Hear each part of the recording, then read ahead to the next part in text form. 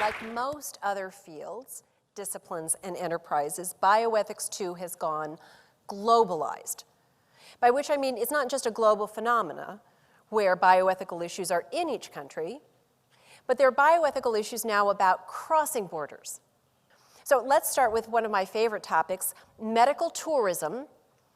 Okay, so 8 million people last year alone traveled from their country of residence to a different country for medical care. Started with cosmetic surgery, but now expanded to bypass surgery.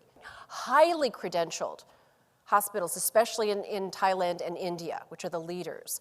Brazil is next. Iran is trying to become the Islamic medical tourism capital of the world.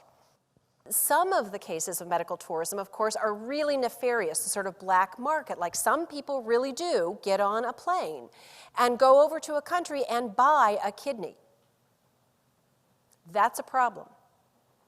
That one of the things that can happen when we talk about cross-border transactions and bioethics is the difference in regulatory environments, shall we say, right? There, the reason that you're traveling is not just because it's so much cheaper or the stay in the hospital much nicer than they might get or the wait shorter. It's that they're actually doing something that most of us would regard as terribly unethical and that is illegal, but they're traveling to a country that doesn't properly regulate.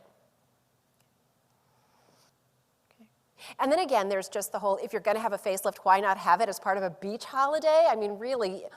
So a colleague of mine traveled to Thailand as part of a bioethics sort of conference looking at different healthcare facilities and had a very surreal experience in one day traveling to 2 different hospitals. One was a very highly esteemed hospital joined to university, but for general medicine. And while the quality was high, incredibly crowded conditions, no air conditioning, open pen waiting rooms.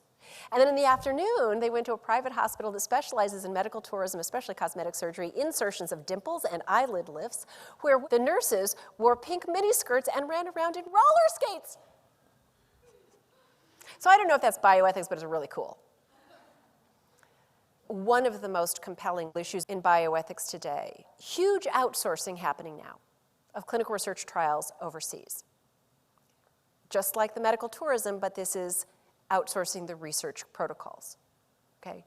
So of products that the FDA in the United States governs, between 45 and 60% of the clinical trials are now done overseas.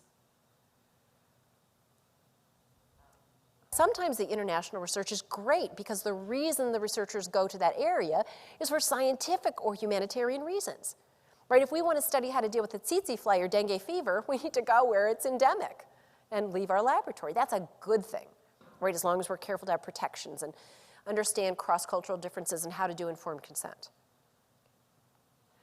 But sometimes, especially with private pharma, research is outsourced not for those reasons, but because it's first cheaper, just like the medical tourism, right?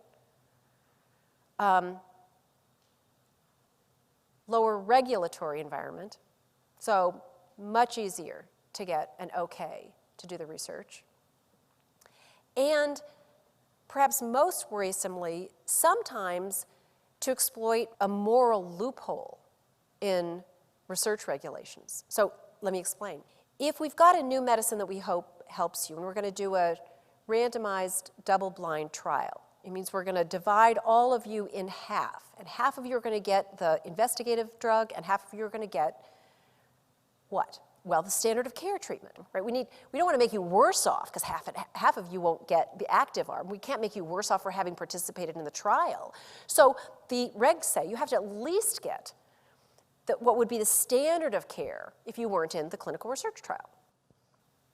But now if you're a US researcher and you're trying to investigate a new drug and your control arm has to have the standard of care, that might be really an expensive thing that you have to give everybody. Whereas if you go to a super resource-poor country, their local standard of care might be nothing. Well, let's go there because at least half the people enrolled will get this investigational drug, which might, don't know, but might end up doing good, so aren't they all better off?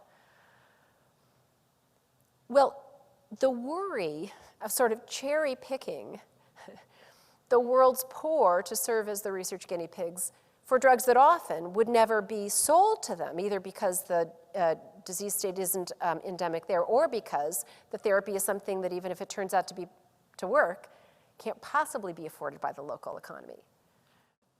Here's the last issue: food and how we feed a planet in 2050. So right now, 10 companies own 75% of the seeds planted in the earth right now.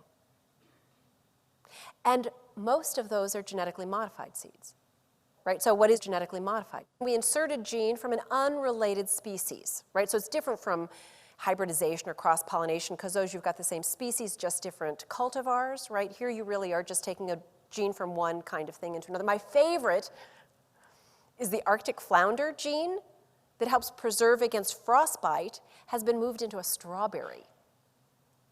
93% of the corn in the United States right now is GMO. 93% of soybeans, 96% of cotton. Okay. This is a train that has already left the station. But one of the worries about those seeds when put in the context of poor countries, right, some of those seeds have been developed out of absolutely humanitarian intent, okay? Golden rice is a great example. So between 2.25 million kids every year get blindness from vitamin A deficiency. And by the way, if you're blind in a poor country, half of them are dead within a year.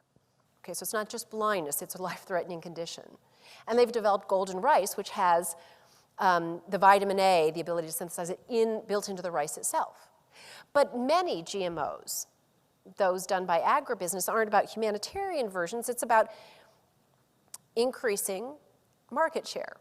Seeds built to be tolerant of herbicides, in particular Roundup, which is a very, very toxic chemical that's used as an herbicide.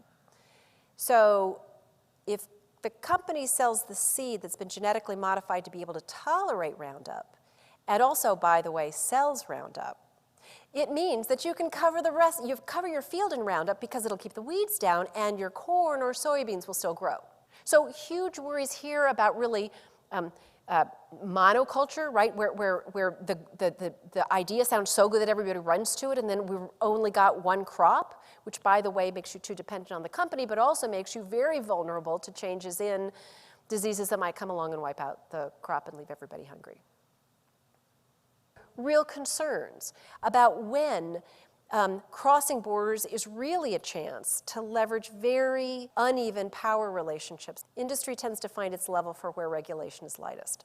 Sometimes that's okay, but sometimes that's worrisome. Thank you.